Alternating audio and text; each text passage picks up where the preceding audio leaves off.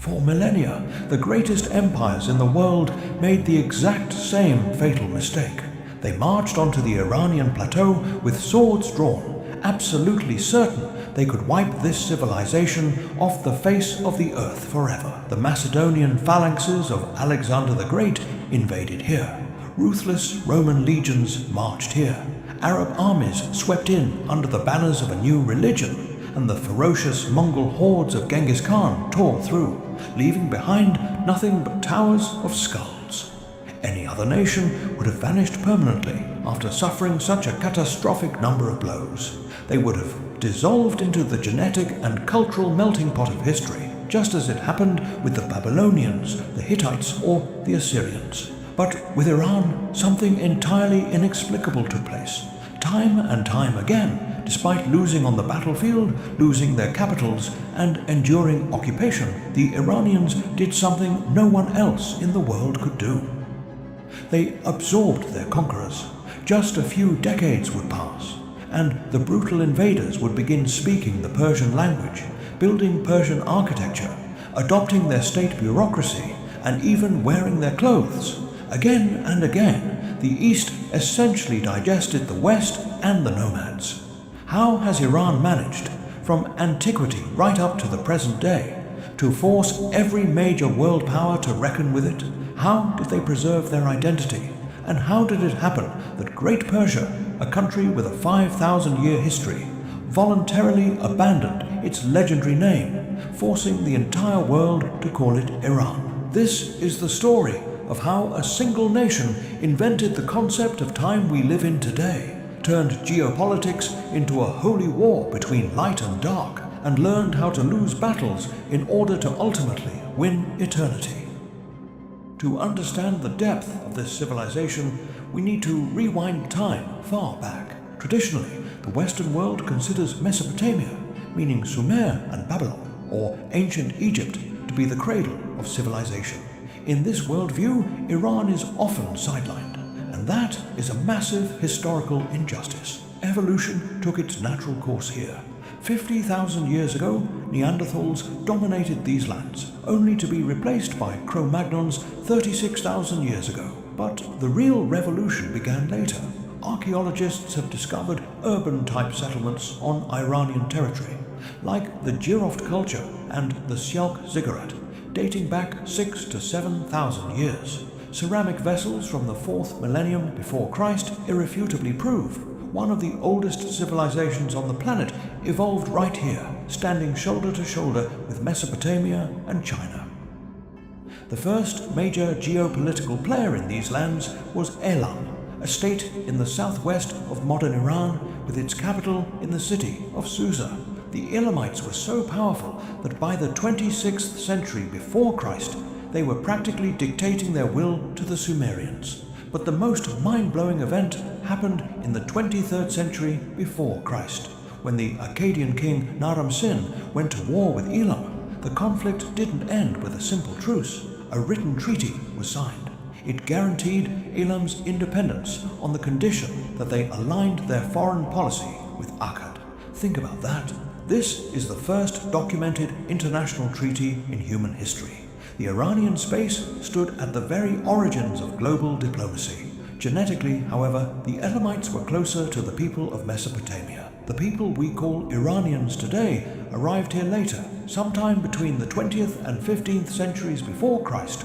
Nomadic tribes began descending onto this mountainous plateau from the north, from the steppes of Central Asia and the Caucasus. They belonged to the giant family of Indo-European nations, representing its distinct Indo-Iranian branch. Amazingly, their ancient language was a direct relative of Latin, Greek, and the languages spoken across all of Europe today, including English and Spanish. Settling on these lands, they began calling themselves Aryans, meaning noble, and named their new homeland Arianem Veja, the land of the Aryans. Over time, this word morphed into the familiar name we know as Iran. They mixed with the ancient culture of Elam and split into powerful alliances, the most famous of which became the Medes and the Persians. It was right here, in these harsh mountains and deserts that the primary weapon of the Iranians was born. It was not chariots, nor was it special bows. It was ideology. Long before the emergence of Christianity and Islam, a religion was born on the Iranian plateau that turned human consciousness upside down: Zoroastrianism. For the ancient Iranian, life was not simply a series of meaningless accidents or a cyclical changing of seasons. The universe was perceived as the battlefield of a total, uncompromising war between Ahura Mazda, the transcendent god of light, truth, and order, and Ahriman, the spirit of absolute evil, lies, and darkness. And most importantly, Zoroastrianism clearly mapped the geography of this evil. The realm of darkness was considered to be the nomadic expanse of Eurasia, Turan, from which devastating raids were constantly launched. To be Iranian meant to be a warrior of light. Their entire culture, poetry, and statehood were built on the idea of actively assisting the forces of good. This concept gave the nation phenomenal unity, but Zoroastrianism did something even more massive. This tradition was the first in history to declare time does not move in a circle. Time is linear. The world had a beginning, creation, and it will have an inevitable end, a final battle between light and dark, a purification of the world by fire, and a last judgment. How did this idea conquer the world? When the Persians conquered Babylon in the 6th century before Christ, they liberated the Jews who were languishing there in captivity. Judea became a province of the Persian Empire for 2 centuries. During this period of close contact, Jewish thinkers adopted from the Zoroastrians the culture of anticipating the end of times, linear time, and the final judgment. Later, this doctrine flowed into Christianity and Islam.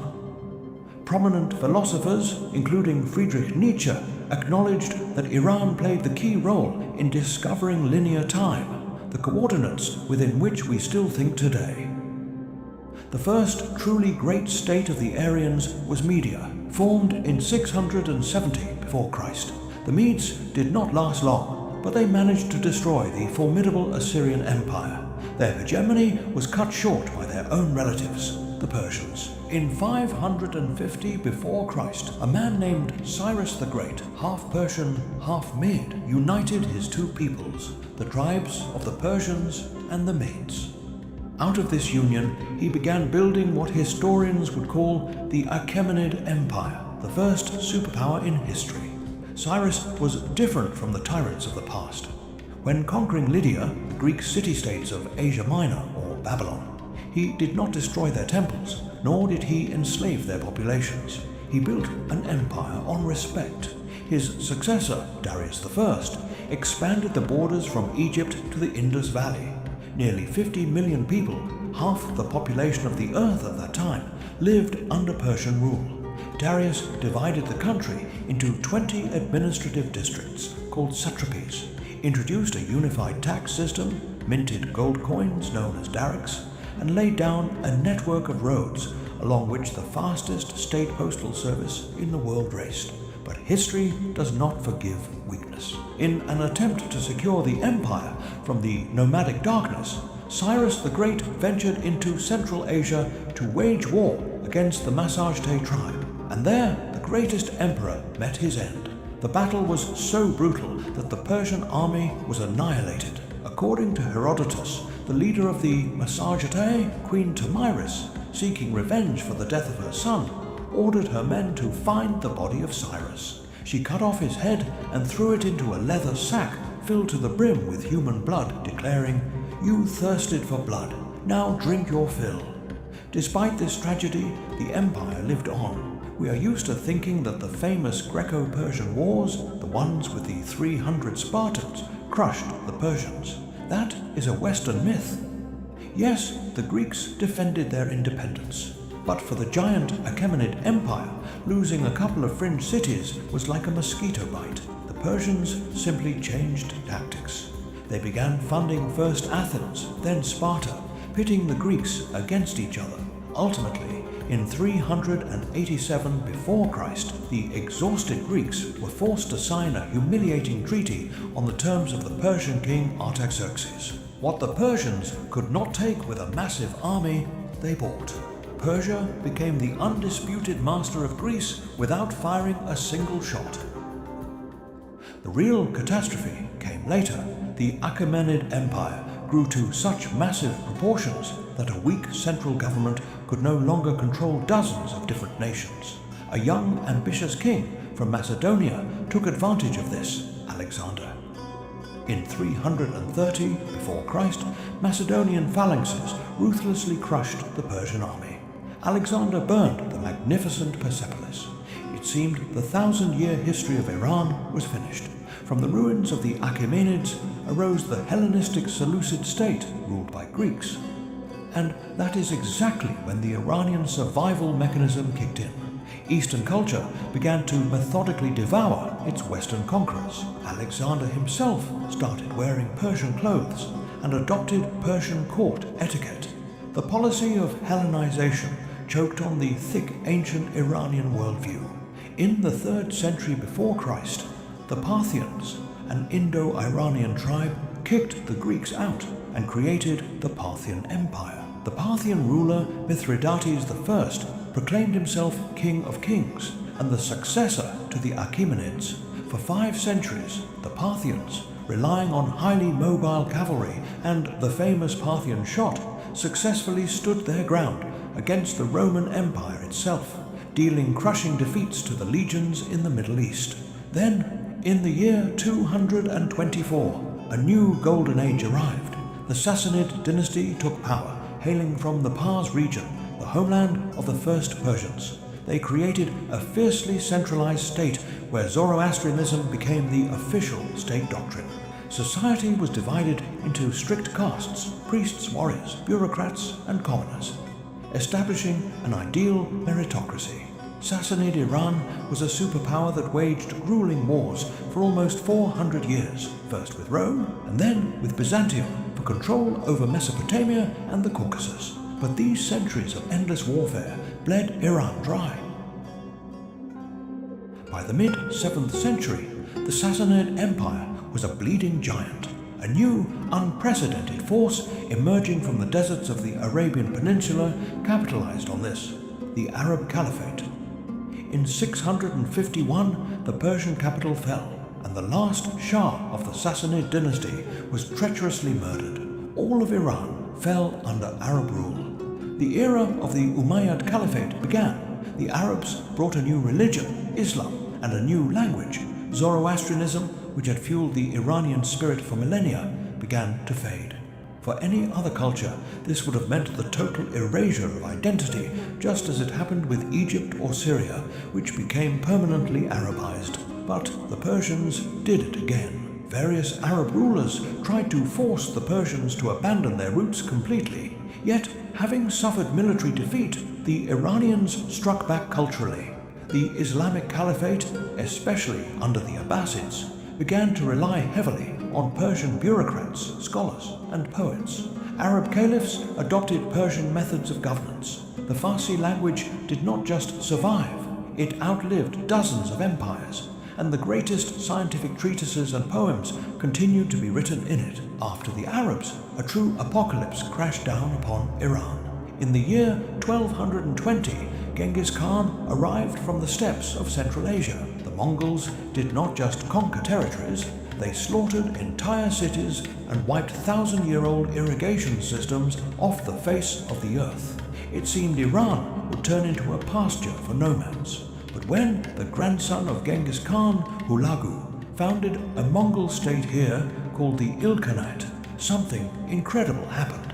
The harsh conquerors, used to living in yurts, suddenly embraced Islam. They made the Persian language the language of the state. They began building grandiose Persian mosques with blue domes, funding local scholars and poets.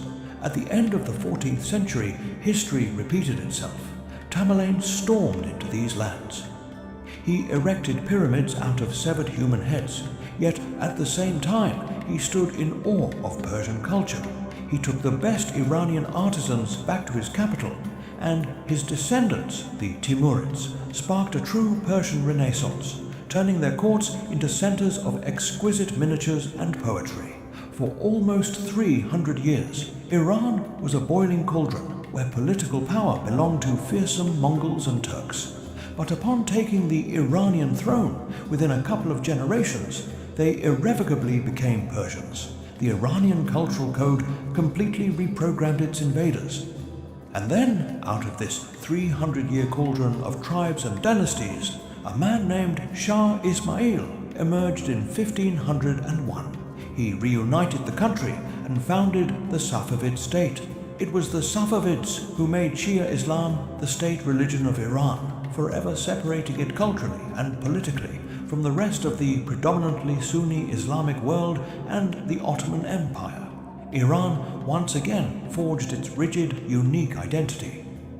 By the 19th century, under the Turkic Qajar dynasty, Iran entered a period of severe crisis. Following devastating wars with the Russian Empire, the country permanently lost the territories of modern-day Georgia, Armenia, and Azerbaijan. By the early 20th century, on the eve of the First World War, Iran had become a backdrop for the Great Game, the geopolitical standoff between the British and Russian empires. The country was effectively carved into spheres of influence. The British pumped Iranian oil, while Russian troops stood in the north. Later, the Soviet Union even tried to create a communist republic in northern Iran. The country was suffocating under the weight of colonial powers. But Iran would not be Iran if it didn't find a way out. In 1925, Reza Shah Pahlavi came to power as the result of a military coup. He charted a hardline course toward industrialization and modernization. And in 1935, he made a move that shook global diplomacy. For centuries, the entire Western world had called this country Persia. This word, derived from the Greek name for the Pars region, was associated in Europe with fairy tales, carpets, backwardness, and exoticism. Reza Shah declared enough. He sent an official directive to all embassies. From now on, the country must be called by its true ancient name, the very one they had called themselves for millennia, Iran, the land of the Aryans. This was not just a linguistic whim, it was a statement. We are not an exotic colony. We are a modern, powerful nation with ancient roots, and you will reckon with us. The history of Iran is always a history of radical pivots. In the 20th century, the country found itself on the global chessboard, caught between the interests of superpowers. Decades of political turbulence and foreign interference ultimately led to the country exploding in the Islamic Revolution of 1979. The monarchy fell, Iran became a theocratic republic, and relations with the West were severed. And today, we witness a stunning historical paradox. In the mind of modern man, two completely different states exist simultaneously. The word Iran triggers in most people images of geopolitical tension, harsh sanctions, conflicts, and grim news reports. Meanwhile, the word Persia, ironically, has not disappeared at all. It has acquired a romantic, almost mythical aura. Persia is associated with lost grandeur, refined poetry, flying carpets, and fairy tale empires. Two names, one land, and a constant, relentless struggle over exactly how it will be remembered. Over its 5,000-year history, this culture developed the ultimate mechanism for survival. When clashing with Macedonians, Arabs, or Mongols, they did not disappear. They absorbed their conquerors, reshaping them to fit their own mold. They stood at the origins of civilization and invented the time in which we live. But perhaps their greatest battle is taking place right now, because sometimes hidden behind the simple name of a country is a quiet, invisible war. A war between who we were in the past, who we are today, and how the world wants to see us.